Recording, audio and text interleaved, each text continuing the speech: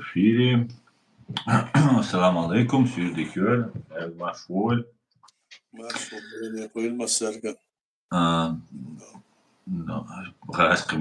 Сегодня у нас 154-й стрим на платформе открытого диалога информационно-аналитического центра Президиума правительства ЧРИ. Сегодня 2 сентября 2025 года, 19 часов 1 минута по центральноевропейскому времени и 20 часов 1 минута по городу Джохару. Сегодня у нас стрим на русском и на чеченских языках. На каких вопросы языках будете задавать, на тех будем вам отвечать, друзья. На русском мы делаем стримы, хотя обычно это по вторникам на чеченском делали, так как больше, чтобы аудитория услышала, ну и как бы из-за того, что многие пишут вопросы на русском языке, даже чеченцы. Вот поэтому. Стрим сегодняшний называется «ШОС в Китае 2025», и вторая тема, первая русско-чеченская война, капитуляция Москвы. Об этом многом другом мы поговорим. Стрим у нас идет на официальной странице Президиума правительства ЧРИ в Telegram и также на YouTube-канале и на канале TikTok Аслан Арцуев и на YouTube-канале Reality. С нами постоянный наш соведущий во вторник, в субботу, как обычно, всегда Аят Идигов, сопредседатель Президиума правительства Чеченской Республики Ичкерия, человек, бывший экс-председатель парламента, много других должностей у Аяда было, ближайший соратник Джохара Дудаева, стоявший у истоков нашего государства и представитель единственного легитимного органа власти чеченского народа, Президиума правительства. И, как обычно, я, Аяд, вам передаю слово. Салам алейкум, добрый вечер, дорогие друзья. Как известно, то, что объявлено Асланом, по этой теме начнем и говорить. В первую очередь поговорим о ШОС. Что такое ШОС?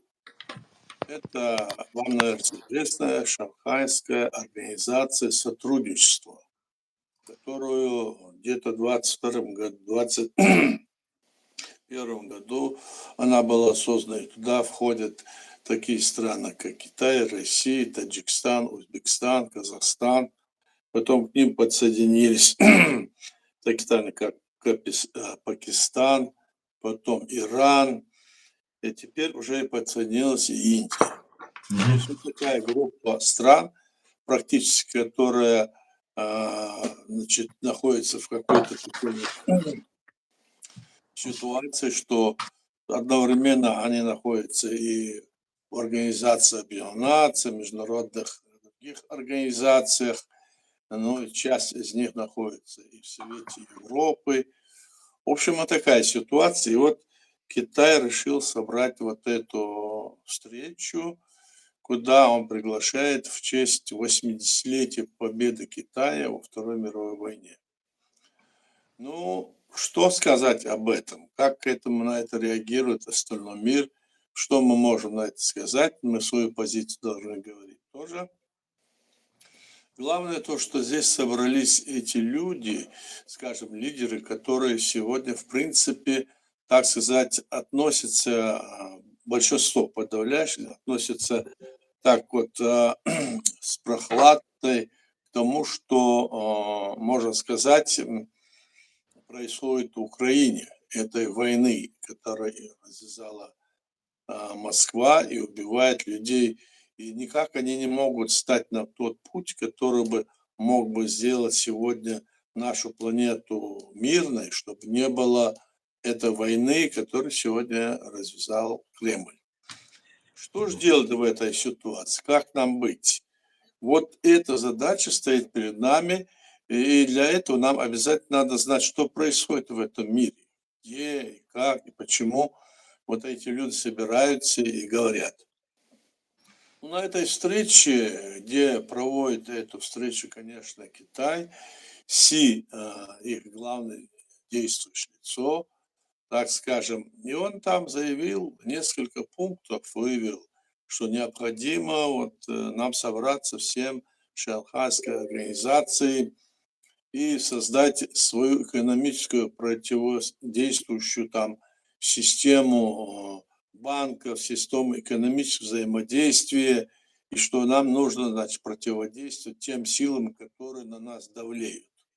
Потому что, мол, вот есть санкции, эти санкции, что вы ни говори, они как-то, значит, нас кусают, как бы с ними нам очень неудобно.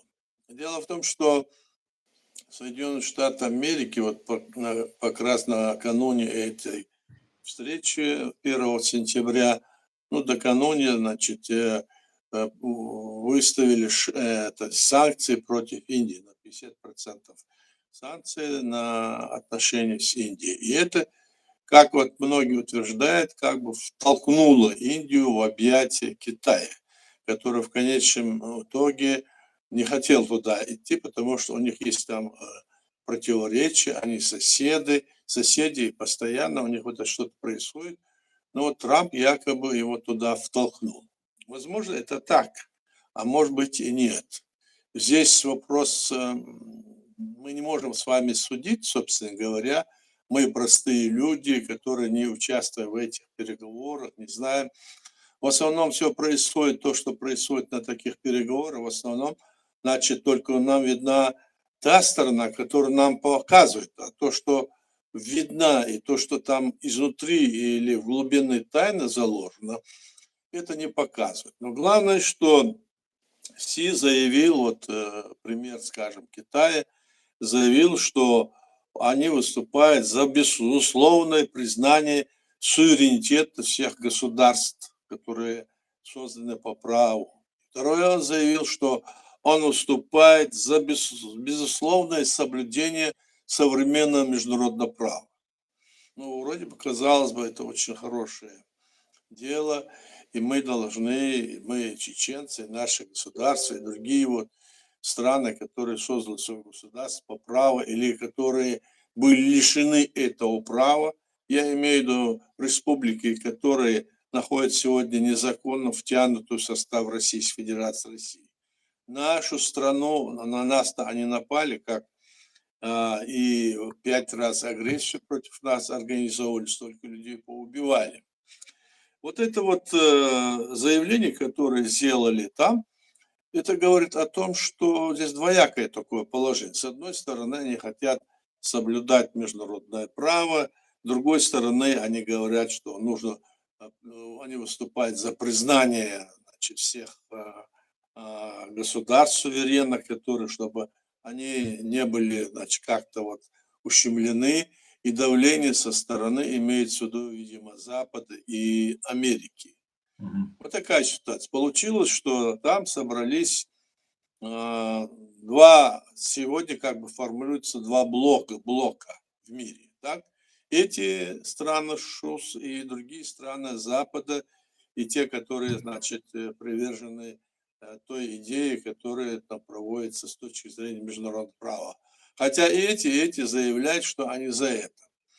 Но на самом деле, что же происходит? Почему есть Китай, если так говорить, почему Китай не делает ничего из того, чтобы можно было остановить войну в Украине? Почему она не помогает Украине? Почему препятствует, значит, продвижению той линии, которая законно имеет по праву, скажем, Украина на свое государство, и чтобы оно как суверенное, чтобы оно было признано в пределах всей ее границы, ну, скажем, и другие вопросы можно задать и Си, и можно задать и Путину, который там присутствует тоже. Ведь он тоже как бы член России, тоже член ШОС. Но там обсуждают, видимо, у них там есть какие-то свои разговоры, которые они ведут между собой. И по этим разговорам в основном, хотя у них бывает и закрытые там встречи, где они обсуждают все вопросы, как им дальше быть, а потом их разрабатывают и дальше двигаются. Мы видим, что эти большие страны, которые, ну, скажем, многомиллионники страны, так вот, Ну, я имею в виду вот эти Китай, Россия и Индия, ну и тоже Пакистан и другие. А в отношении вот других вот стран малочисленных, к примеру, как Чеченская республика, даже как Украина, которая большая страна, многомиллионная, значит, они в отношении этого ведут какую-то свою политику. С чем это связано? Видимо, это связано с тем, что отношение к современному международному праву, точно так, как она должно было быть принято, точно так, как ее соблюдать, ее не соблюдают, и эти страны сегодня пытаются создать новый блок, который бы противодействовал и действовал бы под, скажем, под личиной или под управлением Китая. Вот так получается. То есть Китай формирует группу стран, которые сегодня будут вместе с ним, и вместе они будут противодействовать экономически, военным и других, скажем, отраслях. Ну, вот такая вот ситуация, что мы от этого будем иметь. Мы, скажем, украинцы, скажем, чеченцы, грузины или другие вот республики, которые в 91 году были вот так захвачены, втянуты в состав этой России незаконно. Что из этого мы? Мы думаем, что в этом плане надо поддержать, скажем, господина Си, надо поддержать, сказать, что он это правильно говорит. Но как это соотносится с тем, что до сих пор Си не выступил, скажем, в пользу, ну, к примеру, я скажу, Украины, Чеченской республики или захвата там территории Грузии, Молдовы. Почему об этом? То есть идет какой-то двойственные вот такие форматы отношений между, скажем, государствами. То есть главы больших государств сегодня ведут войну для того, чтобы, значит, или открытую, или закрытую подковерную войну ведут для того, чтобы так или иначе иметь возможность победить ту или иную, скажем, экономическую систему, которая есть в той или иной стране, чтобы в торговые и военные отношения к этой если перейдет, чтобы они могли победить. В общем, на самом-то деле, вот сегодня уже стало известно, что заявление о том, что создать банк или создать какие-то другие вот формы общения, все это оказывается ничем не подкреплено. Собственно говоря, нет никаких действующих ну, скажем так, вот кроме вот деклараций, которые они приняли, нет никаких там решений о принятии того или иного, значит, формы объединения этих государств. Будет это или нет? Здесь многие критикуют Трампа, что вот он столкнул Индию в руки и этого Китая. Но на скидку посмотрим, что будет. Все же западные страны и Америка, она все же является такой экономически и военном отношении передовыми странами блоки. И поэтому мы как-то сторонники, которые требуем того, чтобы современное международное право в полной его мере относилось, значит, и ко всем народам, то малочисленные народы или страны небольшим населением, или небольшой, скажем, территории, к ним тоже это должно относиться. Ну, на этом я закончу, Аслан, если есть вопросы, давайте дальше продолжим. Какая ситуация? Аят Баркал, Дересуль. Всех приветствую, салам Эд, Акикат, валейк салам, друзья, всех я приветствую, задавайте вопросы, пишите ваши комментарии, в ТикТок пишите, в Ютуб пишите, непосредственно можете задать вопросы, если принять участие можете, привет, наместник, кто хочет зайти в телеграм-канал, там может непосредственно принять участие в нашем стриме. Аят, вот такие правильные слова реально говорить Си, вроде некоторые на Западе начали говорить что ну, как бы наплевательским таком отношении к международному праву, а тут Си, наоборот, начинают они об этом говорить. А с чем это связано, Аят? С тем, что Запад хочет изменить, например, конфигурацию архитектуры безопасности, и там создать новый ООН, например, новую организацию наподобие ООН. либо вернее, Восток, Китай хочет выступить таким защитником традиционных ценностей, семейных ценностей, старого мирового порядка. И таким образом, как будто беспредельщики и западники получаются, а восточные как будто такие все правильные. Как вы считаете? Ну, понятно, что это политика двойных стандартов со стороны Китая и тех вот, особенно России, здесь не будем говорить, и Индии той же. Как же Да. так? Людей убивает, незаконно, значит, нарушена граница страны, и такая идет вот ожесточенная человеконенавистническая война, а они говорят, что вот мы за безусловное признание суверенитета, за сохранение современного международного права.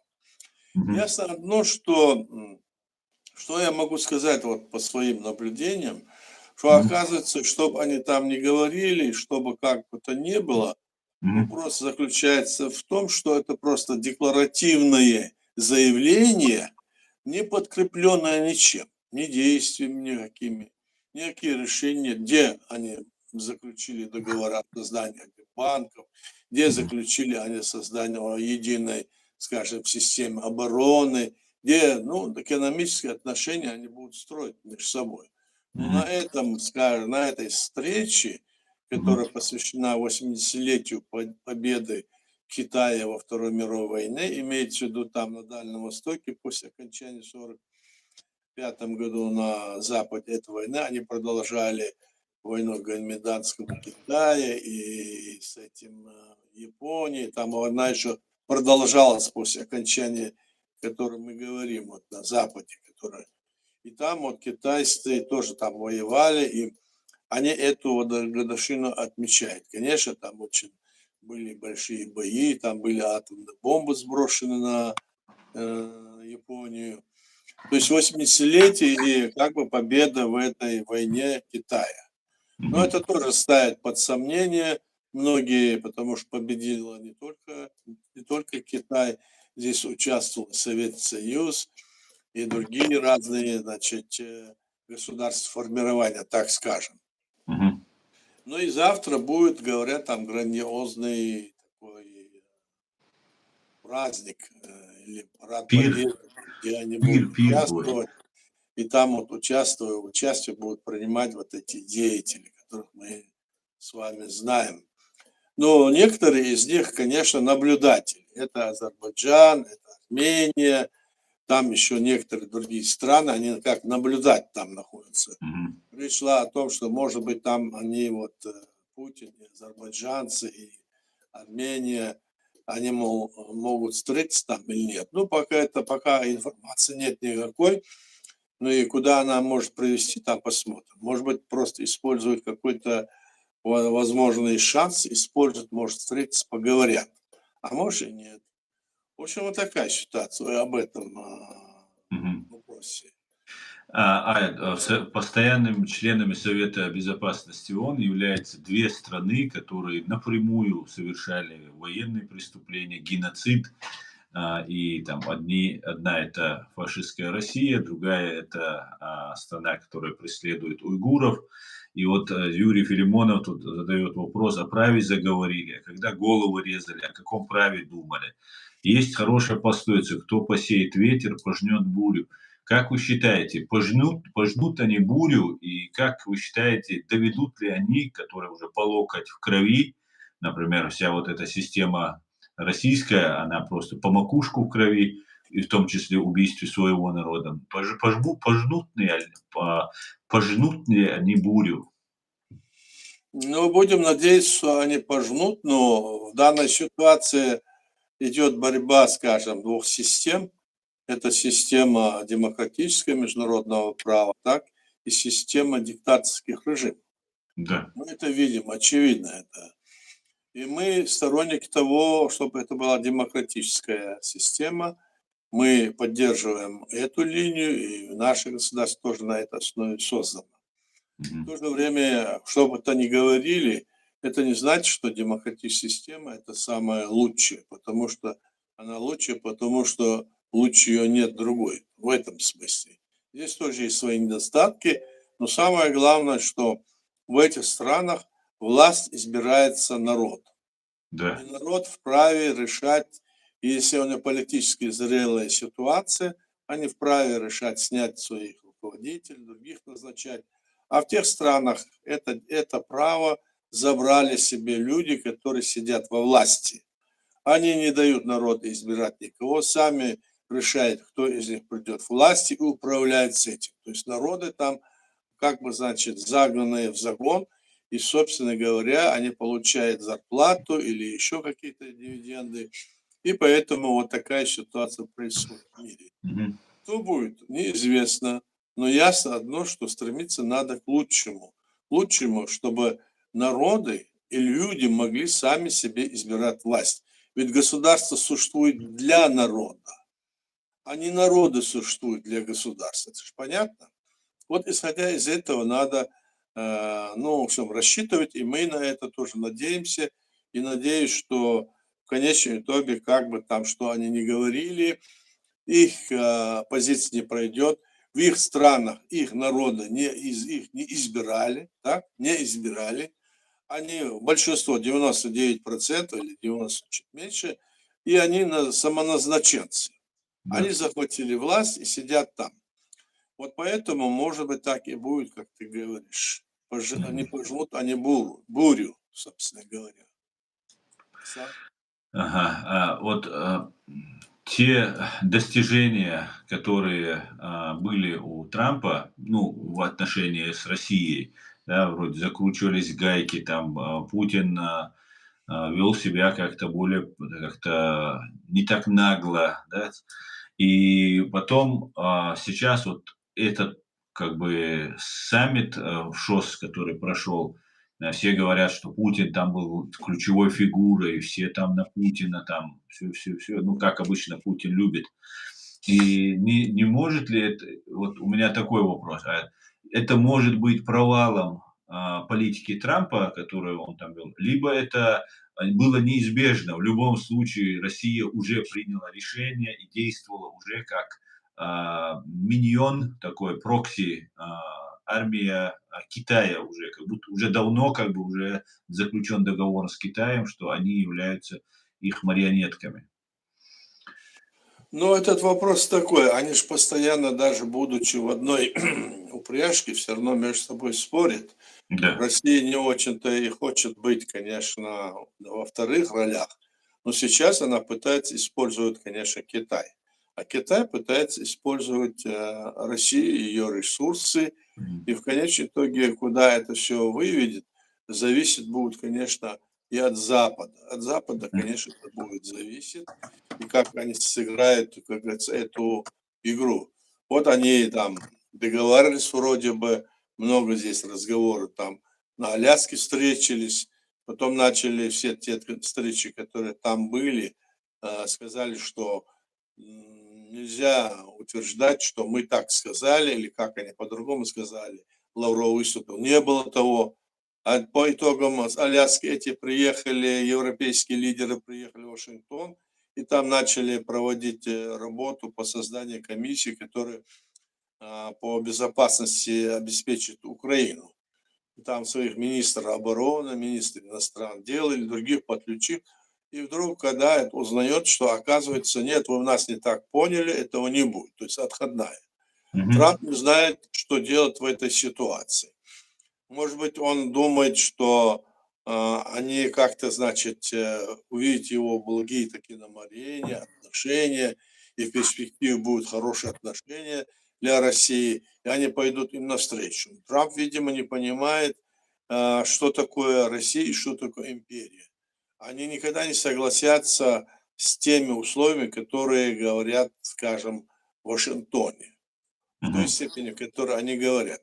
Они понимают, что они используют и эти западные страны, и пытаются использовать, и, конечно, и остальные страны мира для того, чтобы укрепиться. Вот какая задача стоит у Путина. Он уже сколько лет во власти? Уже 25 с лишним лет, почти 30 лет. И потом еще надеется еще сидеть во власти и управлять.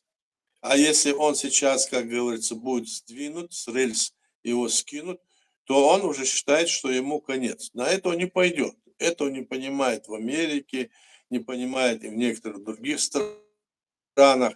Или наплевали, а некоторые на это наплевали и не хотят об этом думать. Мы, как вот государство, которое оккупировано, и в том числе, конечно, и другие государства, кроме нас, и грузинское, и Молдова, и Украина, и другие страны, мы должны понимать, что нам определиться надо с единой точки, на единую точку и давить на эту точку, которая должна нам принести в этом смысле пользу. Если у нас разнобой, если мы позволяем среди нас, скажем, развиться разного рода соперничеству, или думаем, что наше соперничество между нами, к примеру, я говорю, да, где-то там-то говорят, каких-то там агентур подпускают, с ними заигрывают, из этого пользы не будет никакой. А Да. те вот, которые страны, о которых мы сейчас говорим, вот эти большие страны, которые ШОС собрались, им, как говорится, извините, все равно, что будет у нас. Уничтожат или исчезнет наш народ, или уничтожат наше государство. Им все равно. То есть у них своя там задача, свои, значит, интересы. Они никогда вот эти международные правозащитные организации, которые есть в мире, вот пронаблюдать за ними. Они и есть эти правозащитные организации, но одна из этих организаций ничто не может решить, ничто почти. Если за эту международную там организацию или не вступится власть, то есть должна быть смычка между властью, власть должна быть заинтересована в этом по каким-то причинам. Только тогда эти международные организации что-то решают. Не решают эти вопросы и в Совете Европы, и в других международных организациях, ОБСЕ. К примеру, вот ОБСЕ на наших выборах очередных, которые мы провели в 1996 году, после окончания войны, второй этой полномасштабной войны, которая еще начала в 96 году, Да. то ОБСЕ наблюдал и подтвердил законность избранной нашей власти. Она практически следила за всеми. И около 200 наблюдателей 200 стран было на нашей территории. Мы создали свое государство, а мы находились в блокаде, и нас всячески провоцировали и не давали возможность встать на ноги. Нам, допустим, народы или люди в разных странах, даже с Европы, я уже говорил про эти вещи, готовили к нам, значит, гуманитарную помощь, а на границе Россия блокировала и запускала эти товары, эти продукты, все, что для нас было. Мы после этой войны, окончания вот этой войны, после 96 года, почти 2 с лишним года находились в жесточайшей блокаде. Да. И нас пытались постоянно, значит, потом столкнуть на религиозной основе. И вот сегодня даже снова это продолжается. Голод Эти был. войны сейчас проводятся и на Западе, так? Да. Теми разными агентурами, которые засланы сюда. И это никто не хочет и видеть. Мы должны быть в этом отношении как-то себя, значит, обозначать кем-то, не просто так соглашаться. Какие-нибудь там деятели приходят, начинают что-то говорить, не имея за собой никакой основы, просто, а им помогают. Почему им помогать? Кто им помогает? Конечно, помогают вот эти вот страны, такие как ШОС. Конечно, помогают те, которые спорят за власть в России, так? Конечно, помогает и пытаются все, что связано и прямо связано, скажем, с демократической страной, нашей, к примеру, или Украины, или другой, так, в этом отношении вот нам никакую помощь не оказывают, к примеру. Наоборот, для нас делаются какие-то ну, непонятные, значит, препятствия, мы это чувствуем. Да. А эти вот так себя действуют. Поэтому здесь вот эти вещи, это связано с тем, что и мы должны сами объединиться, скажем. Я имею в виду там чеченское общество, которое на Западе, которое во всем мире. Мы должны понимать, не надо вот это все придумывать и дальше все это придумать и говорить, что что-то с неба, что-то упадет. Нет, пока мы сами не сознаемся этого, мы будем, как говорится, мальчики для битья. для остальных вот этих государств и этих деятелей. Давайте образумимся в конечном итоге, иначе ничего не будет. Мы сейчас вот имеем хорошие отношения, скажем, с Украиной. Украина признала нашу власть в 22 году, признала, что наша территория незаконно оккупирована, осудила геноцид чеченского народа. Мы вот призываем страны вот Балтии, призываем и другие европейские страны признать наше государство таким же образом, что оно незаконно оккупировано.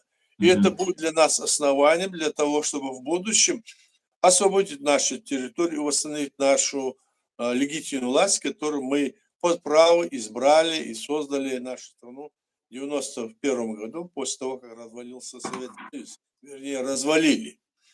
Вот такая ситуация, Аслан. Да. Полностью с вами согласен. Вот одним из главных объектов критики вот этого ШОС является то, что Китай является абсолютным доминированием Китая вот на этом ШОС. И из великой шахматной доски Бжезинского мы знаем, что они планировали часть Дальнего Востока, США планировали часть Дальнего Востока уступить Китаю, так сказать, для расширения своих возможностей, китайских возможностей. И поделиться, так сказать, великой, так сказать, Россией. И не может ли это быть тем, что Владимир Путин, сейчас поехав туда, реализовывает этот план и потихонечку для своей какой-либо гарантии, для безопасности своей семьи, своего окружения, вот для реализации вот этого плана, где они будут фактически уступать Дальний Восток и, может быть, часть Сибири Китаю, как вы считаете? Потому что, как сообщают наблюдатели, что очень на коротком поводке держали все это время Путина, представители китайской стороны. И продолжают держать, даже уменьшают вот этот поводок у жучки, которую сама села к ним на поводок. И у этой жучки потихонечку укрощают этот поводок. Как вы считаете?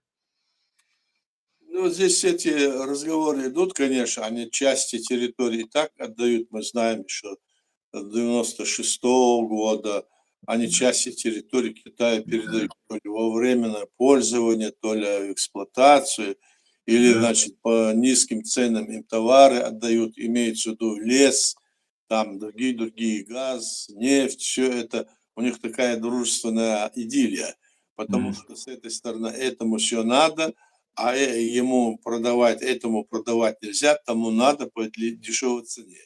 Сюда подключились, конечно, и другие страны, и Индия, хотя на них были наложены разные санкции. То есть они здесь потихоньку все дешево скупают, а на мировом рынке все это по большой цене перепродают. Как бы спекуляция. Да. И в то же время даже не в этом дело, а дело в том, что вот эти все деньги, которые они передают России, она каждый день убивает людей в Украине. Она держит, скажем, в кабалах и другие народы, которые есть. Где эта справедливость? Можно ли ее достичь и как этим быть? Вот здесь этот вопрос стоит. А то, что он там какую-то гарантию себе ищет или что-то, у него для гарантии много. Если наступит такой момент, эти страны, многие ему могут дать какую-то гарантию, спрятать его или не отдавать. Это может быть. И он даже может требовать от этих западных стран даже себе гарантию. Так что это такой вопрос, отдаст он или нет, этот вопрос такой. Будущие, скажем, народные власти или другие эти территории будут, они, должно быть все в рамках международного права, а не так вот взял, отцепил там какой-то кусок себе, это мой сказать, или еще другой.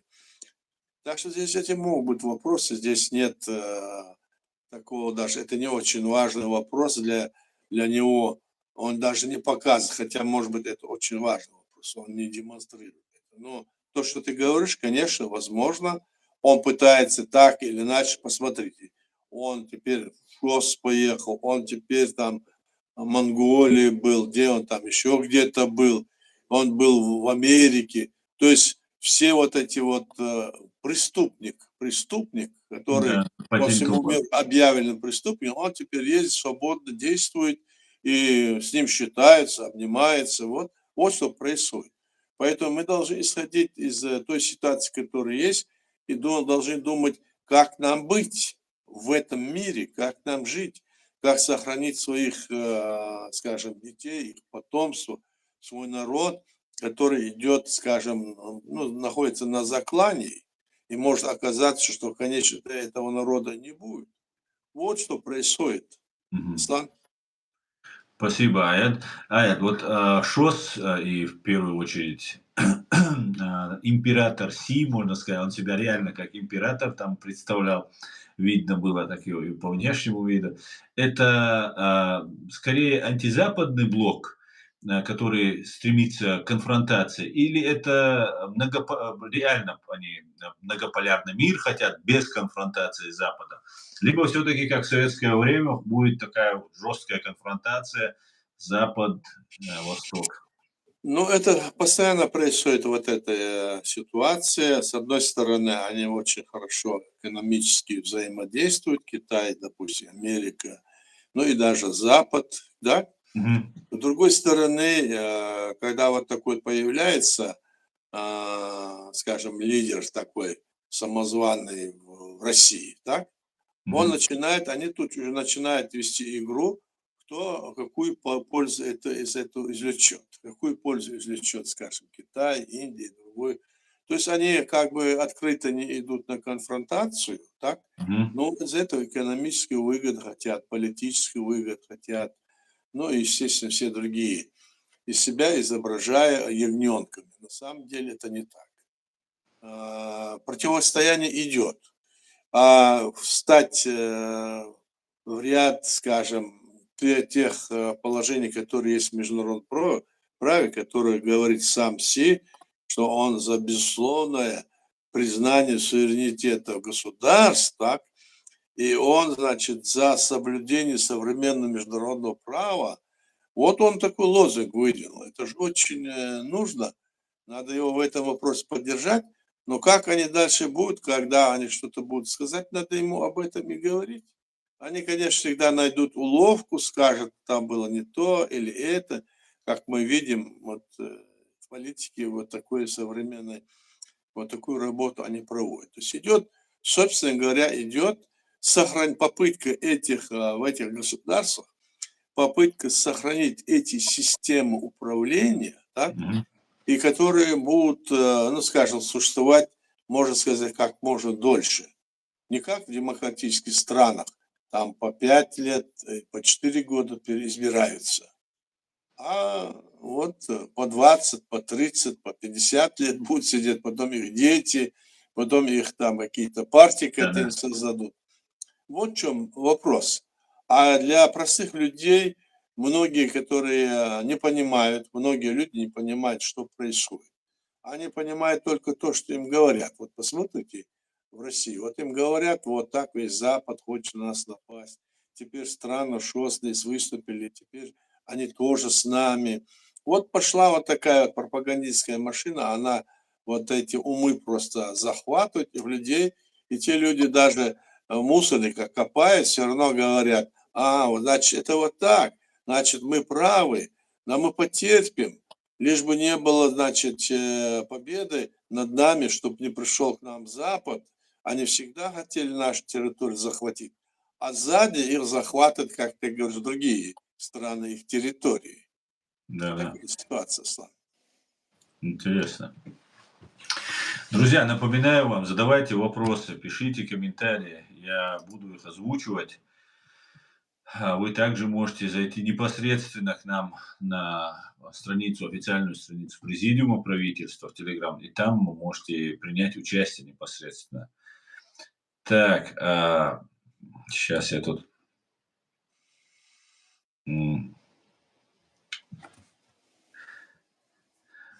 Си Цзиньпин предоставил пробный безвизовый режим для граждан Российской Федерации, говорит нам Максим Мадаев.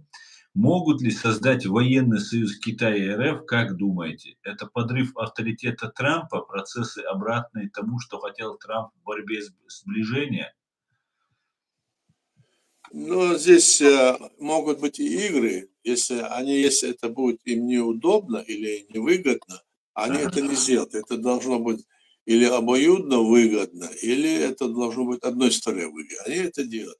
Конечно, они ищут и везде, и всюду. Вот они вот представляют себя чуть ли не как император, да, или перед всем китайским народом, и всем этим. У них же тоже идет вот это вот эта вот пропаганда по всей стране и выставляется Си вот такой. То есть они сохраняют эту систему власти. И вот Мгм. только это. А могут быть они единомышленники или создать это? Конечно, могут. Но сейчас ситуация может быть невыгодная, чтобы этим заниматься. Может быть, где-то провалиться можно, где-то проиграть можно. Это тонкая такая работа, которая ведется на уровне, вот таком уровне межгосударственных отношений. Посмотрите, эти две страны, как ты сказал, сидят в Совете Мгм. Безопасности. И столько людей убивает. Да-да. Сколько, когда и в Украине, и в Чеченской Республике, и в других, все это происходит, они молчат. Или иногда, когда вот против этих выступают, я вот бывал там в разных международных организациях, ООН, еще, и видел, что чуть ли не половина, в основном вот эти страны, которые сейчас нас, Китай и другие, они всегда поддерживали Россию там. То есть был список всех вот стран, кто за голосовал, кто против. Вот за все действия, которые действовал, допустим, я имею в виду против нас, Чеченской Республики, он Мгм. всегда поддерживал. Куба всегда поддерживал, Конго всегда поддерживала. Ну и другие страны всегда поддерживали, или некоторые становились там, нейтральную позицию занимали. То есть это игра, по большому счету. Вот Мгм. что происходит. Аят, вот сможет ли ШОС, например, стать реальной силой, вот не диалоговой площадкой, где просто это будет усиление Китая вокруг собравшихся вот этих его таких миньонов, но при всем при этом Китай, который находится на другом уровне, на уровне там Соединенных Штатов, который ну, имеет колоссальный просто товарообмен и торговый оборот. Как это вообще будет сочетаться, заниматься огромными торговыми оборотами?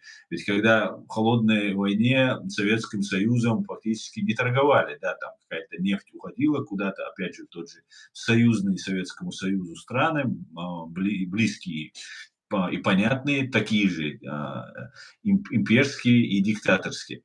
А сейчас, когда у Китая, у США вот такой товарообмен, такой товарооборот, будет это просто реальное противостояние, неужели по-настоящему, я имею в виду, такой серьезный, с угрозами ядерного удара, там все такое.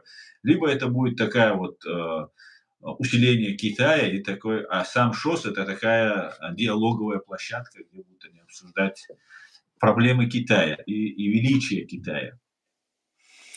Но всегда в стае всегда выбирает себе лидера, правильно? В Да. стае. Вот они себе Китай выбрали, потому что он экономически сейчас развивается, значит, проценты ежегодно от 5 до 7% Мгм. роста экономики и все остальное у них. Они видят, что Китай имеет экономические, людские, другие здесь все ресурсы. У них армия одна из самых больших в мире, у них атомное оружие, они запустили и в космос, и на Луну. То есть они семимильными шагами идут, но все равно они не опережают Запад и Америку, они не опережают, но они как бы, значит, через какое-то время могут приблизиться к тому, что есть и в Америке в экономическом плане. Но мы говорим о морально-нравственной ситуации, об этом вопросе. Мгм. Как можно вот так вот говорить, людей убивают, уничтожают, и здесь вот так. Какая бы там ни была, допустим, экономика, если в этой стране, значит, человеком не считается, его право не считается, его личность не считается, то это никому не нужно, собственно говоря. Ведь животные именно корми их, корми, корми, они тебе молоко дают, примерно, корова, да? А в то же время с этой коровой, как мы относимся, мы знаем, да? Ну, животные, собственно говоря. И так относиться к людям могут, так? Вот эти все вещи должны быть понятны. Что они там будут делать, во что это превратится.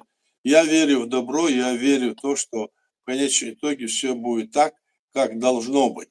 А должно быть так, чтобы все эти государства и все, скажем, эти правительства избирались бы народом в каждой стране, и эти страны потом между собой экономические вот вели отношения и развивались бы. Вот что, думаю, правильно. Вот так вот, Аслан. Мгм. Спасибо, Аят, спасибо. А, а вот, Аят, когда была холодная война, вот такому вот, к большому сожалению, нам не посчастливилось, и мы оказались в Советском Союзе под вот этой восточной частью и разделение вот этого мира. Сейчас, вот, когда Южный Кавказ и Америка вроде э, заявляет о том, что на 99 лет хочет прийти на Южный Кавказ. Сейчас какое место в этом новом мировом порядке и вот в этом новом каком-то управлении, каком-то странным пока, какой-то очень странный перепады бывают, какие-то странные заявления и какие-то резкие высказывания. Мы, какое место, мы, Чеченская Республика, Ичкерия, Грузия, которая граничит с нами, мы какое место можем в этом мире занимать? Потому что, говорят, и Китай Кавказу очень интерес проявляет, туда вкладываются деньги китайские, туда там еще чего-то приходят, общаются и так далее. Как наше место? Где наше место? Какое мы место там занимаем, мы должны занимать такое место, когда мы самостоятельно будем решать, наш народ будет решать свою судьбу, Судьбу. и ему это должно быть позволено в рамках международного права. Мы не собираемся захватывать чужие территории, мы хотим жить на этой территории, дружить со всеми странами, развивая свой язык, культуру. То есть в этом отношении не скоро никакие проблемы. Вот что мы хотим. Но если к нам кто-то придет, мы, конечно, будем защищаться, как и защищались. И когда весь мир ополчился против нас, у нас не хватило уже и человеческого ресурса, скажем, и военного, и нам пришлось перейти в оборону партизанскую, и на международной арене, значит, ведем правовую борьбу, доказывая нашу правоту. Вот мы Мгм. какую работу можем. Вот такая у нас пока ситуация. А дальше посмотрим. Ведь времена меняются, и мы не думали, что сегодня вот такие дни придут. Тоже не думали. Когда Советский Союз рушился, мы думали, не то, что рушился, когда его развалили, думали, что будет все там 500 дней или другие, там Ельцин, другие там делали заявление, что мы демократы и все такое. А Мгм. потом, оказывается, скинули пиджаки, это не демократы, те же самые варвары, те же самые, значит, имперцы. Они Да, это показали везде, и внутри своей страны. Посмотрите, как они гонят, убивают там азиатских, значит, людей, которые пришли к ним работать. Что да, они с ними творят? Что они с азербайджанцами, таджиками и другими что творят? да. Уж не говоря о том, что они пытаются и нас, чеченцев, которые считаются, тоже против нас там что-то. Вот он, Кадыров им так служит, и все, а вот чеченцев они не любят. Они хотят, чтобы Точно. чеченцы пошли за них, воевали против Украины, они хотят этого. А когда, значит, все это кончится, они будут снова чеченцев полоскать вдоль и поперек. Мы же знаем их природу, их поведение, это империя. Да. Но не только нас, конечно, и другие сегодня вот народы, они вот так вот поносят и этим занимаются. Да, Слав. Да, это так. Борьба продолжается, короче говоря, Да, да? конечно, конечно. И всегда, причем всегда. Даже после деоккупации борьба должна вестись за интересы народа Ну и да, государства. да. Совершенно верно. Спасибо, спасибо. Так, друзья, есть вопросы? Задавайте вопросы. Если нет ни у кого вопросов, я хотел, пока я не вижу ни у кого вопросов, все слушают. О второй теме нашей, если Пашос, если Мгм. есть еще что-то сказать, добавить, пожалуйста. Если нет, то я бы хотел с вами поговорить про вот первую русское окончание, скажем так, первой русско-чеченской войны, капитуляцию Москвы, принуждение к миру вот эту фашистской России, которую фактически принудили к миру, посадили за стол, взяв, можно сказать, в переносном смысле, за шкирку просто сели, посадили, как битую там а, курицу, скажем так. И вот хотел по этому поводу вас спросить, потому что много сейчас разногласий, потом был подписан Хасавюртовский тогда в начале, сперва это было несколько лет, несколько, полтора года или даже год, практически всю войну, да, какие-то переговоры шли, какие-то там документы подписывались, там что-то велось. И потом вот кульминация этому была встреча Масхадова и Лебедя в Хасавюрте. Ну и потом уже полноценный, после избрания президента Масхадова, полноценный договор о мире и принципах взаимоотношения между Российской Федерацией и Чеченской Республикой Ичкерия. Но Россия почему-то постоянно пытается вот этот договор не упоминать, всегда про какой-то Хасавюртовский договор. Потом, я честно признаюсь, я сам много раз путался вот в этих всех документах и не мог разобраться, потому что все пытаются скрыть. Правда, она где-то там заваливается кучей просто лжи и манипуляций. И вот этот договор, который состоялся, который Россия неоднократно нарушила, а потом после уже второй широкомасштабной и пятой агрессии, военной агрессии против нашей республики, и второй широкомасштабной, второй русско-чеченской войны, широкомасштабной, то тогда фактически просто вытерла ноги об них. Но сейчас некоторые обсуждают, и российская сторона, и некоторые а, якобы на нашей стороне, но по факту играющие под скрипку или под дудку Кремля, утверждают, что этот договор еще в силе, мы должны к нему вернуться, и многие верят. И я был тоже, думал, что вот, да, есть какой-то договор, что вот мы сядем, придут какие-то хорошие русские, которые нам скажут, да, да, вы, чеченцы, правы, мы виноваты перед вами, мы нарушили договор. Оказывается, русские со всеми нарушают договор, всю свою историю, по-другому не бывает.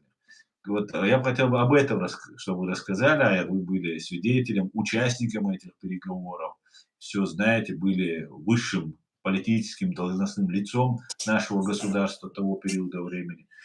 Ну, вот если можно, расскажите, пожалуйста. Ну, что об этом говорить? Много сказано об этом, и много здесь толкований, которые дают, скажем, московские власти сегодняшние и прошлые, так. И эти Мгм. встречи были, и эти договора были, и эта война была.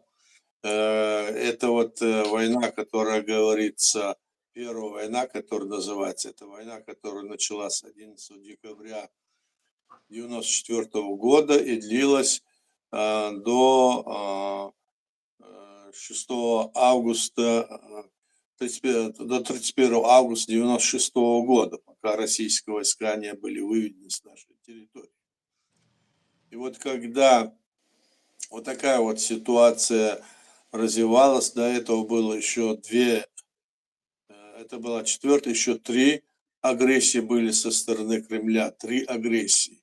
Люди об этом не знают, всего было 5 агрессий, ну, с каким-то промежутком времени, год или полгода, или 2 года, или 3 снова они начинали, и снова приходили, и все, что с ними подписано, конечно, не имело никакого значения. Дело в том, что все те документы, которые мы с Россией подписывали, и они играли такую, значит, промежуточную роль, и в то же время, когда ты глядишь, смотришь на эти документы, то для России часто бывает, что смотришь эти документы, тогда это было видно некоторым людям, что подписаны документы, как бы, значит, после того, как мы их изгоняли, они, эти документы, становились в пользу этого Кремля. Но весь мир, он начинал, значит, говорить о нас, что вот, смотрите, вот документы, смотрите, вот такая ситуация. То есть перед миром как бы обелялась та политика, которая велась со стороны Москвы против нашего государства. И знать, что это были за документы, как они подписывались, почему они так подписывались, что происходило тогда, это очень важно. Это важно, чтобы знали наши друзья, это важно, чтобы наши граждане знали. Вот про какой-то документ, вот, допустим, скажешь, их много было документов, так, Аслан? Да. Ну, я так понял, ты говоришь про Хасавюрт, соглашение 31 августа, так? Говоришь про июньские 95-го года, июльские соглашения, так? Ну и впереди там были, после этого были назрановские, другие были разные документы. Они все есть в наличии, и они есть, можно их изучать. Ну, скажем о том, что в 96 году на территории нашей республики Россия вела около 460-тысячную армию. Представьте себе, на такой маленькой территории. И об этом есть подтверждения, которые есть в газетах, официальная печать, организация.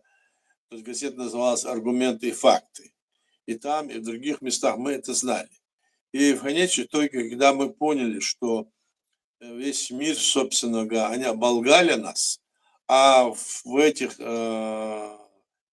лжи, которую нас оболгали, как ни странно, мы стали сами тоже, значит, участниками. Да. Как мы стали участниками этого?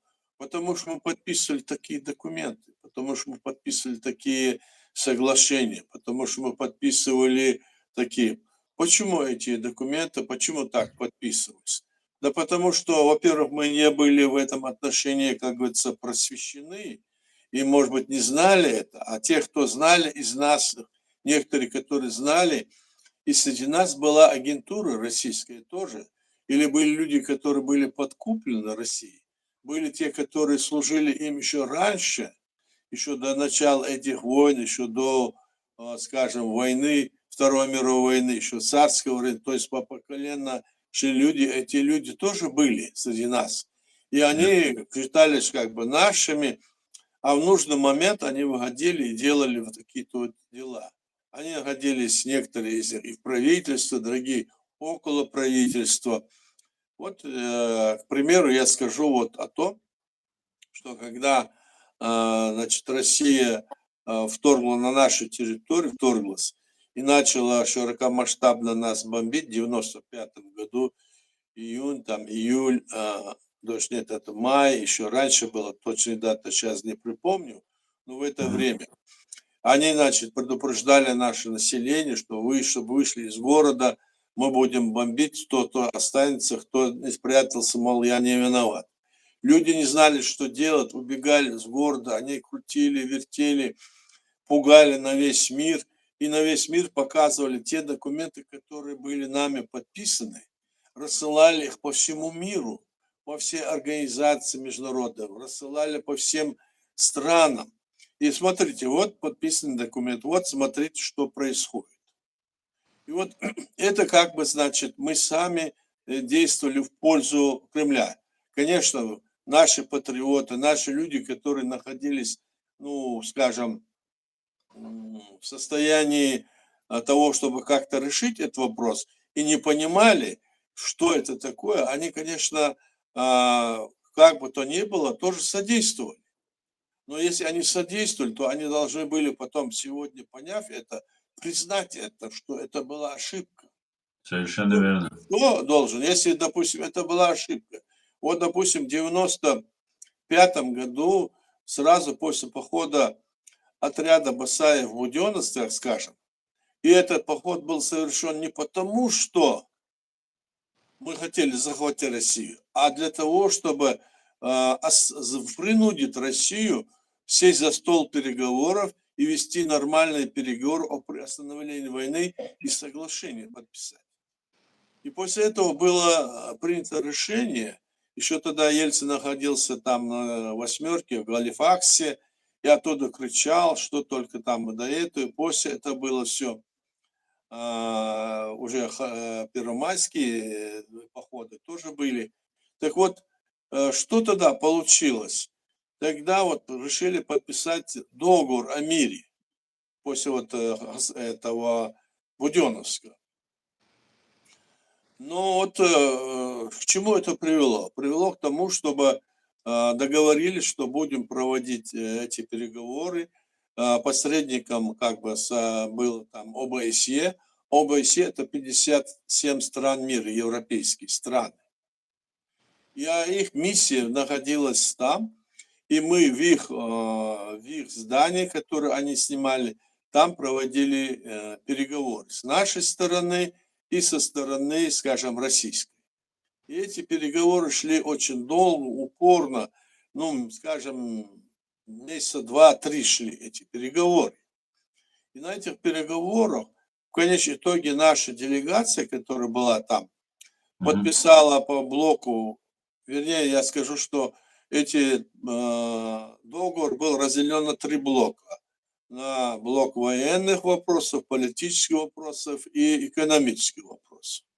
По блоку военных вопросов было подписано, скажем, было где-то 21 вопрос, и по первому вопросу о походе отряда Басаева, скажем, в Буденновск, был подписан протокол, который должен был войти в этот договор обязательно, потому что он не мог быть отменен, если обе стороны не отменяли. И был подписан протокол, в котором сказано было, что поход Басаева в Буденновск – это террористический акт, что это преступление, и что мы будем этого Басаева искать вместе с ним, чтобы решить этот вопрос. Как могло такое произойти? Наша сторона подписала, да? Да, наша сторона. Выяснилось, что в конечном итоге эта подпись была сделана, потому что когда об этом сидели там переговорщики, Маев во главе, там Закаев, Масхадов был, там еще кто там был, Ереханов, вот эти люди. Так они взяли вот такой протокол, подписали. Тогда все наши люди, скажем, и кто воины, сопротивления были возмущены до беспредела. Как это так? Россия вторглась на нашу территорию уже в 4-й раз и убила более, скажем, 100 с лишним тысяч человек тогда, так? Они, значит, не террористы, не бандиты, а мы, оказывается, если мы даем им ход для того, чтобы сказать, ищем поиск мира, мы террористы и бандиты. Вот такой протокол был подписан. И тогда после этого тут в эту комиссию, нашу делегацию, было, значит, решением нашего Госкомитета обороны и по просьбе нашего президента я вошел в эту нашу делегацию, переговоры. Так? И там я сам лично обнаружил, как они себя вели, эти русские переговорщики.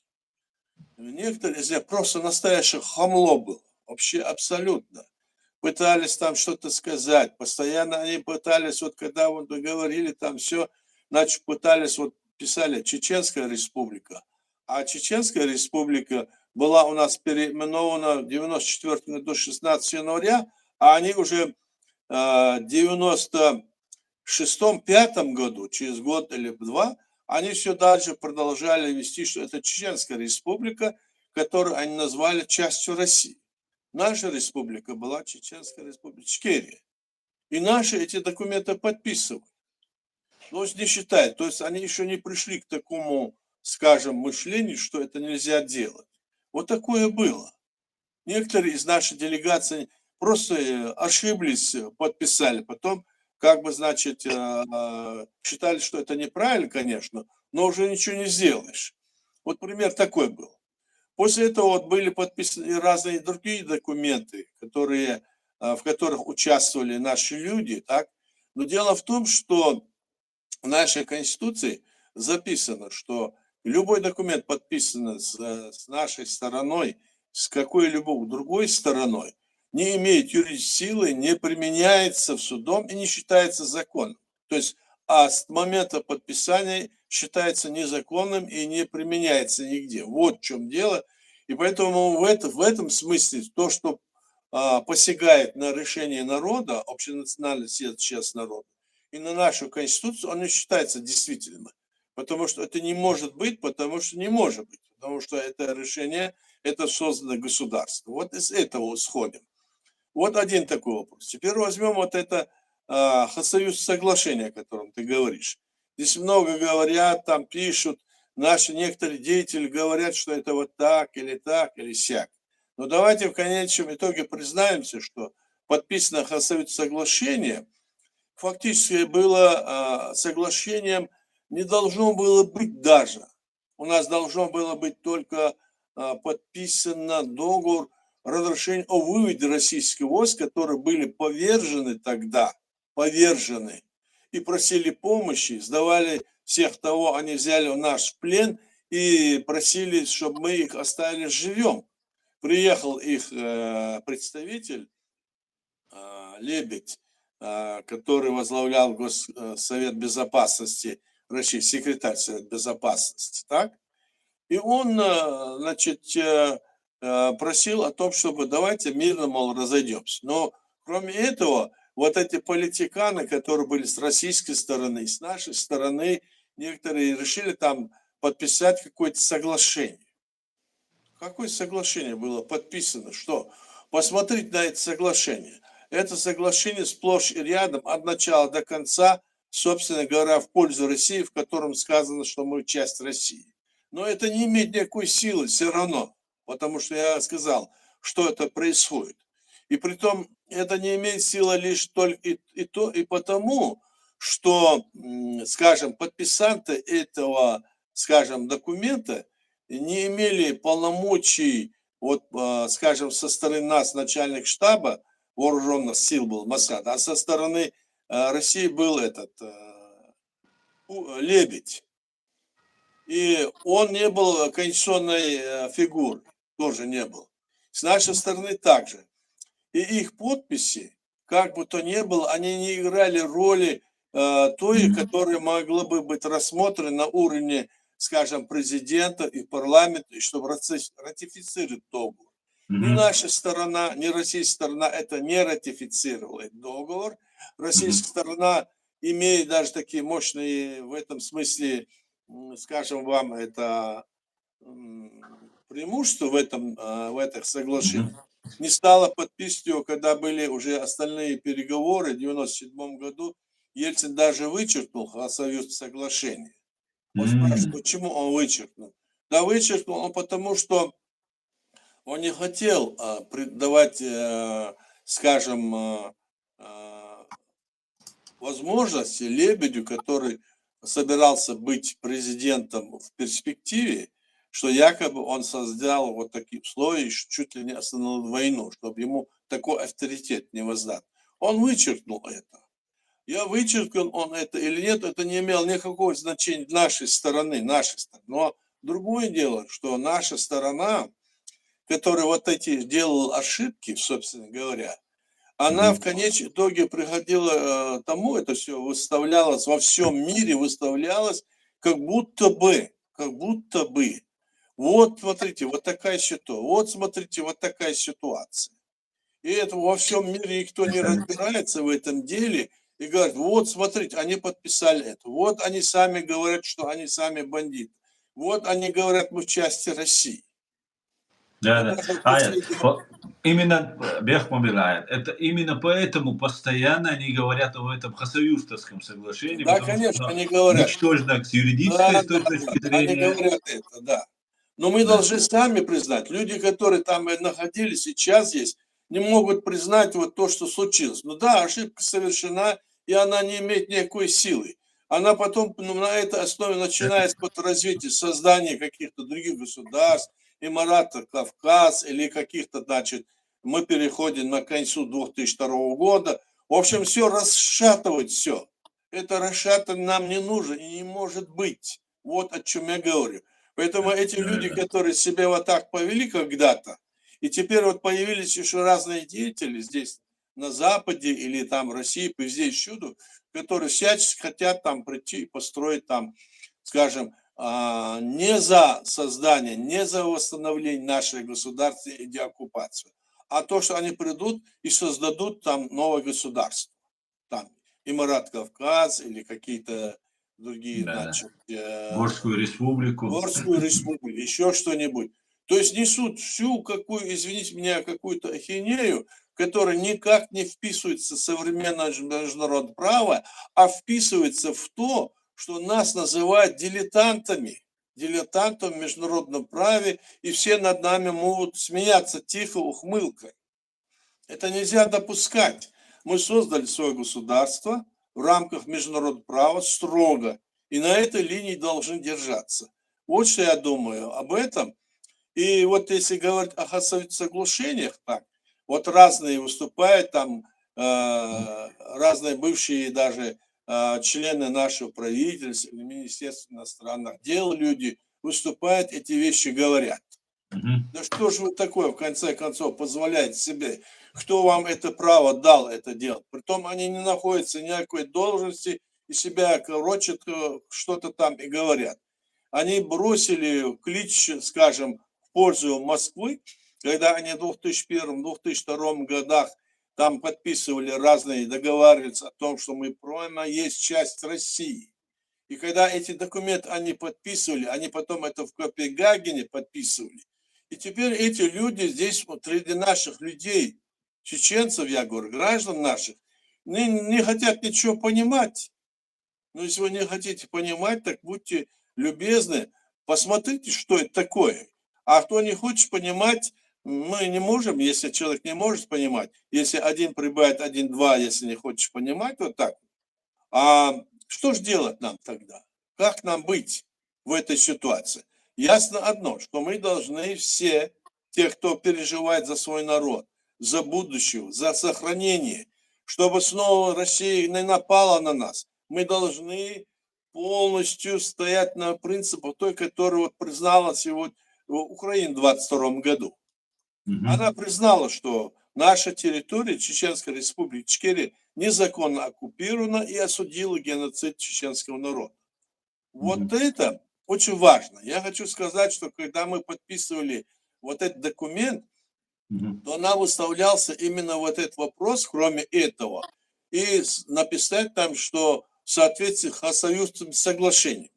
Украинская сторона, некоторые из них это говорили, что надо это вписать, потому что это известно по всему миру. Мы выступили против, сказали, что это нельзя туда вписывать, но, в общем, убедили наших украинских друзей, и они без этого вот написали. Это наша формулировка, которая написана и признана их Радой, Украинской Радой. Признание вы имеете в виду? Важность подписания документов, важность понятия документа чрезвычайно важно, потому что этими документами, как флажком против нас по всему миру разносят. А когда они подписали в 2002 году, в октябре и ноябре, так называемую декларацию о том, что вот там Всемирный чеченский конгресс якобы прошел на основе всех этих деталей. И вот они там в этом документе точно так же, в соответствии с, скажем, теми работами, которые Россия проводила, на этой основе приняли эту декларацию. И что в этой декларации написано? В этой декларации написано, что мы являемся частью России, и что мы будем теперь улаживать все отношения на основе плана Хасбулатова. А план Хасбулатова есть, что мы являемся частью России. Даже если на этот план не ссылаться, в этом документе везде прописано, что это Чеченская республика, а не Чеченская республика Ичкерия. Это тоже говорит об этом. То есть эти вопросы очень важны и очень, значит, ошибочно, которое это было принято, они должны от этого отойти. Мы много раз говорили, уйдите от этой ошибочной линии, об этих ошибках. Мы должны признать свои ошибки и действовать дальше, но на деоккупации нашей территории. Вот что мы должны делать с моей точки зрения и с точки зрения наших людей, которые имеют все это полномочия от нашего народа. Какие полномочия мы имеем в виду, я объясню тоже. Потому что в нашей Конституции прописано, на основе этого Конституции написано, что закон есть, который принят в 2004 году, что в случае оккупации части территории или всей нашей территории, власть, которая есть сегодня, то есть тот момент, она остается легитимной и считается единственной властью до изгнания оккупанта. То есть те люди, которые тогда были во власти, будь это депутаты парламента, будь это, скажем, орган местного управления, будь это другие виды, значит, судебной власти, они, которые не предали наш народ, не перешли на сторону, скажем, врага, они эти полномочия имеют до сих пор. Вот о чем идет речь. В общем, вот такая ситуация с этими Юрнскими Можно соглашениями. вопрос, Аят? Да? Да, это очень интересно, очень важно. Я слышал эту историю, знаю ее немного. И вот у меня вопрос такой возникает. Почему вот после окончания вот этой первой русско-чеченской широкомасштабной вот этой войны эти лица, которые Шамиля Басаева там готовы были вместе с русскими объявить террористами, преследовать, люди, которые фактически сдавали на переговорах, эти люди не были привлечены к ответственности нашими органами, правоохранительными органами, почему они были у власти, почему потом Мазакаев был министром культуры у Масхадова, почему Масхадов баллотировался в президенты, ну, Имаева мы больше не видели, куда-то уехал Имаев, там, хотя были слухи, что он погиб там и так далее, и так далее. Почему не было ответственности этих людей вот за вот эти действия? Ну, вопрос вот какой, Асан. Мы должны понимать, что в 91 году мы свое государство создали, так? Да. И это государство было, только становилось на ноги. Все структуры власти, они были обозначены, и мы только формировались как государство, так? Мгм. Были Да, все да. органы власти, было все было. И все кажется, что у нас такое государство, оно такое крепкое сразу стало. А ведь мы сразу столкнулись с этой империей. Да. Нам приходилось, были очень много провокаций. Мы не видели тогда и не ожидали, что люди нашей национальности или наши граждане будут так себя вести, потому что все считали, что Россия это империя, наш враг, а здесь, оказывается, среди нас такие появляются. Они находились среди нас. Да. Они находились в нашей власти, даже часть из них. И они вели такие сомнительные какие-то разговоры, как обычно. То будем, то не будем, то, может, не надо, то это. То есть это был процесс становления нашего государства. И когда пришла война, люди вышли, и эти большинство, 95%, 99%, так или иначе противодействовали врагу. А чтобы вот взять вот и посадить того-то, того-то, шли, их ловили, знали, где они, что, но Россия их забирала к себе, и когда затребовала наша власть, не отдавала, даже просто молчала. Мы знали, вот, допустим, там были вот убиты эти Красного Креста люди еще 90 Да. каком-то Атага. году, точно не помню, да, и Да. их убили, и узнали, кто это, этих людей Россия не выдала. И так в других местах они совершали преступления, уходили. То есть вот такая была ситуация, понимаешь? А то, что и во власти потом появились вот такие вот движения, то есть нам не давали стать на ноги, не давались. Но несмотря на это, наш народ победил, так? Победил, изгнал эту власть, то есть российскую армию четырежды, а вот в пятый раз, когда они 17 июля 99 года вторглись, вот Мгм. с этого раза у нас уже не хватало ни ресурсов, ни, скажем, людских, это все не хватало. Но нас блокировали со всех сторон, хотя под подпись о избрании нашей власти очередной была и ОБСЕ, то есть 57 государств мира подтвердило, что мы законно провели свои выборы, а мы были блокированы по всем, как говорится, правилам, ни выпуск, ни запуск, нигде, ничто не могли делать. Вот такая ситуация. Вот с чем мы столкнулись. Сегодня видите, что в Украине происходит? Вот посмотрите, с чем мы столкнулись. Тогда это было, тогда не было даже той информации, которую мы могли передать. А Россия по всем мирам, вот они вот эту вот декларацию, которую они как в Бегане приняли, они ее размножили и разослали по всем странам мира, со всеми международными организациями, в котором было фактически сказано, что мы являемся частью России. Хотя они не имели права это делать. То есть они собрали как бы Всемирный чеченский конгресс. И там сидели эти люди, которых ты сейчас говоришь, Аслан, на этом конгрессе в Копенгагене. Да. Вот что происходило. Они То есть продолжают ту же линию. это есть процесс становления нашего государства. А сейчас нам хотят еще подсунуть, что нам это государство не нужно, что это не то, мы там другое построим. Кто эти люди? Эти люди провокаторы, как минимум. Если они не понимают этого, мы им говорим, нельзя так действовать, возвращайтесь в наше конституционное поле, если вы хотите, давайте вместе действовать. Нет, они этого не хотят. Они все свои действия, все, что они делают, это идет в пользу Кремля, нашего врага. Я имею в виду империи российской. Вот что это есть. Вот поэтому и произошло вот так. На твой вопрос я отвечаю.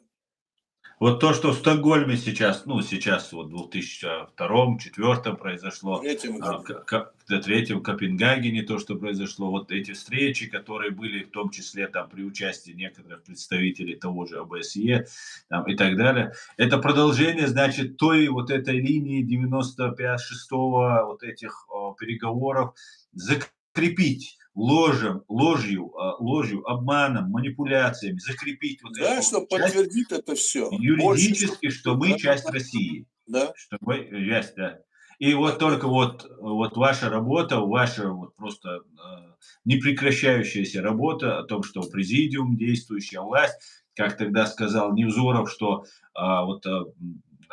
соратники Дудаева или дело Дудаева там живо там и так далее, вот это только им мешает, получается. Так бы они бы уже все давно бы сделали бы, нас, простых непосвященных, обманули бы, и как бы были бы героями, которые спасли там или там добились чего-то там ради чеченского народа фактически. Здесь, конечно, у нас людей, те, которые были и понимают, людей много. Ситуация очень тяжелая.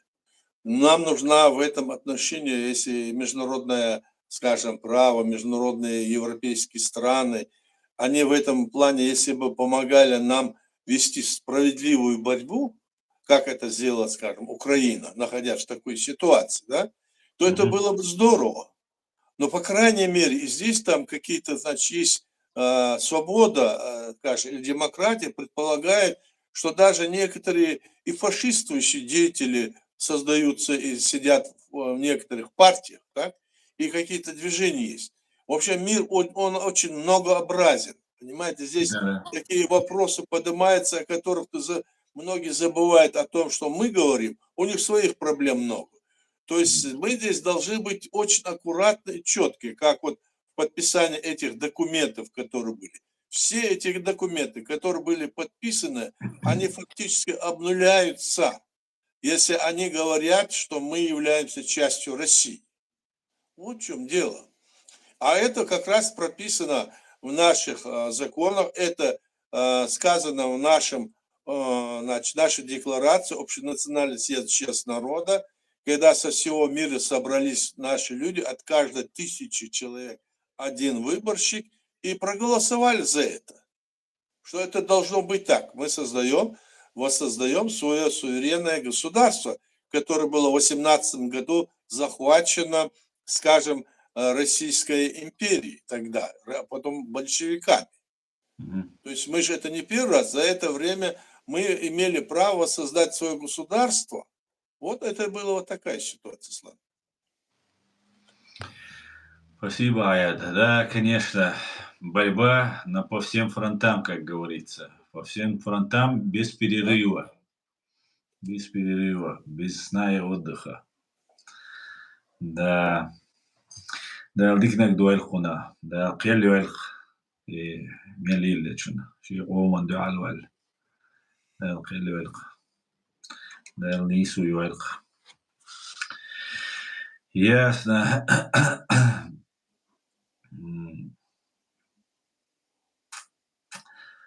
Здесь вопрос, если есть по этой теме, если еще можете что сказать, вот вопрос я зачитал бы по поводу Давай, зачитывай. Эльчин Хасанбаев, я так полагаю, азербайджанец, там пишет, вот если Россия начнет войну против Азербайджана, кадыровцы будут в ней участвовать, как вы считаете? Но мы говорим, будут они же команду выполняют, идут и отправляют и Украину. Это же российские военнослужащие. Да, они же идут туда. То есть их, я знаю только другое, что их насильно заставляют, собственно говоря. Чтобы добровольно туда шли, маловероятно. Но я не думаю, что на Азербайджан пойдет Россия. Не думаю. Не пойдет, да? Не думаю, что. Провокации будут разные, провокации. Да. Могут быть, чтобы это. А так расширяться, и пока вряд ли они на это решатся. Провокации будут разные, разговоры будут, пугалки будут и все такое. Это да. Вот Эдгар пишет, как вы думаете, Аят, сейчас фашистская Российская Федерация будет делать больше провокаций, как раз о чем мы говорили сейчас, провоцировать чеченцев на массовые волнения, в том числе, видимо, в нашей республике, в нашей стране оккупированной. Может, стоит людям сказать, чтобы они не поддавались на провокации всяческие?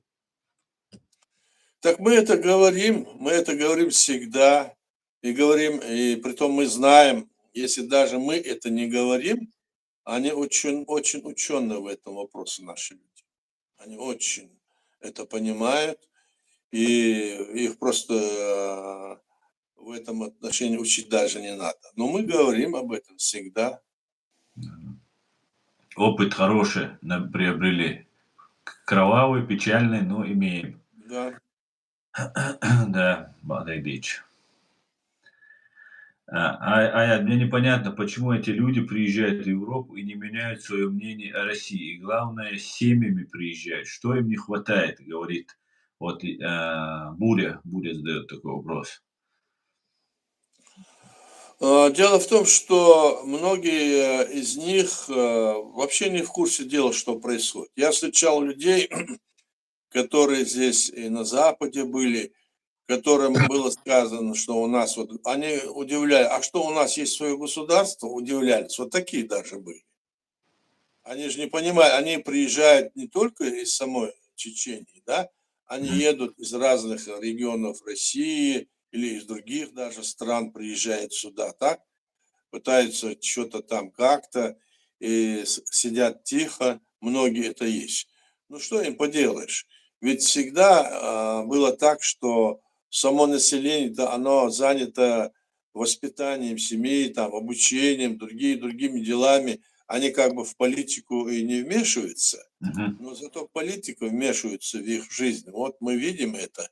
И если мы будем политически прозорливы, это как раз будет и тот момент, который нам необходим для решения всех наших проблем.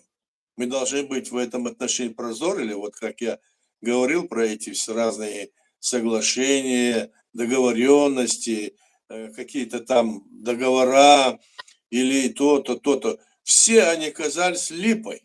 Все. Но липой для нас, и в то же время мы не можем один документ практически показать, практически, и сказать, что это так. Но все это в пользу Кремля. Но я, наверное, за все не скажу, но, по крайней мере, во многих случаях вот так вот произошло. Подписаны документы, мы здесь говорим, вот там написано то-то, то-то, поэтому, мол, это. Никакое не это. Здесь пропагандистская идет машина, действует. Я вот бывал в этих разных организациях, ООН, ПАСЕ, других. И мне показывают документ, а вот здесь вот так вот написано у вас. Мне говорят, да нет, не может быть, нет, это не то, не то. Нет, а здесь вот так написано, а здесь вот так написано. Любой из них подходит и показывает мне. Представляете? Это было и в Женеве, это было и в Страсбурге, это было и в других местах, где показывали, вот написано, вы же вот это сказано, сказано. А что вы говорите? Мне задают вопрос. Вот в чем вопрос. Кто этим занимается? Кто этим занимается? Кто эти люди? Мы хорошо знаем, кто этим занимается и чем они в конечном итоге, на что они заострены. Они просто отрабатывают, и все. Вот такая Да. ситуация, Ислам. Друзья, если есть вопросы, задавайте. Мы уже более 1,5 часа уже в эфире. Если больше нет вопросов, то предлагаю завершить наш сегодняшний стрим. Если у вас Да, есть спасибо. еще. Я хочу только сделать короткое такое обращение, сказать всем, кто участвует сейчас. 6 сентября это День независимости Чеченской Республики Ичкерия, и мы будем по Zoom говорить, и, наверное, можно и одновременно и здесь тоже. Все эти вопросы будем поднимать. Пожалуйста, если у вас есть вопросы, мы сейчас же начнем рассылать объявления, делать о том, что мы вот так вот на таких вот ресурсах будем говорить. Давайте приходите, поговорим по всем вопросам подготовки, которые есть. Мы будем отвечать, говорить, будем искать выход из этого положения. Положение не только наше действие, наше решение, когда мы приняли вот так, и так, я объясняю, и в конечном итоге, когда идет какое-то пояснение по какому-то вопросу, скажем, разные политики, они начинают говорить, что вот они начали войну с Грузией. Да, с Грузией они начали, но они пытаются опустить вопрос о том, что они напали, это Россия напала впервые на нас, и эта война шла очень долгие годы, и столько людей погибло. Поэтому мы будем говорить об этом, пожалуйста. Мы приглашаем вас, кто желает, придите, задайте свои вопросы. Да, спасибо, Аят. Всех приглашаем. Это 6 сентября, День независимости. Да. Приходите. Это будет вечером, как из 7 часов вечера мы будем выходить по Zoom и по другим ресурсам, и будем вот это все говорить. Да. Еще анонс, все это я еще выложу у себя на экране, и в Facebook это будет у нас у всех. Все, хорошо. Спасибо, Аят. Спасибо всем, друзья. Аят. Спасибо всем, кто нас слушал, кто на нашей стороне, кто нас понимает. А кто для провокации здесь находится, пусть это вам потом отольется. Всего самого хорошего. До свидания. Адикюэль Маш Оль. До свидания. Адикюэль.